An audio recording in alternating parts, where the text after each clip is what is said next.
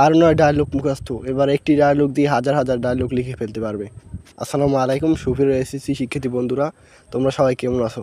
তোমরা অনেকেই ডায়লগ মুখস্থ করে রাখতে পারো, তো দেখো কিভাবে লিখতে হয়। Write a about between two friends Maruf and Fatema.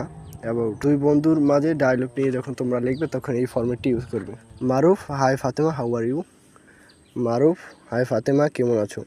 Fatema, I am fine and you? Fatema, আমি ভালো আছি, তুমি? Maruf, I am too, what do you?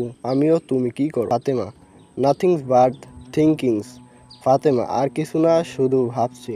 Maruf, what is it? এটা কি? Fatema, it is about.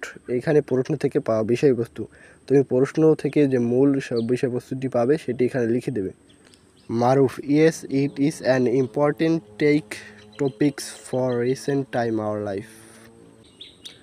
মারুফ, হ্যাঁ, এটি সাম্প্রতিক সময়ের আমাদের জীবনের জন্য একটি গুরুত্বপূর্ণ আলোচনা বিষয়। এরপরে ভাইয়া তুমি যদি কিছু মুখস্থ করে রাখতে পারো, যদি কিছু ডায়লগের মাঝখান থেকে যদি তুমি কিছু মুখস্থ করে রাখতে পারো তাহলে সেটি এখানে লিখবে।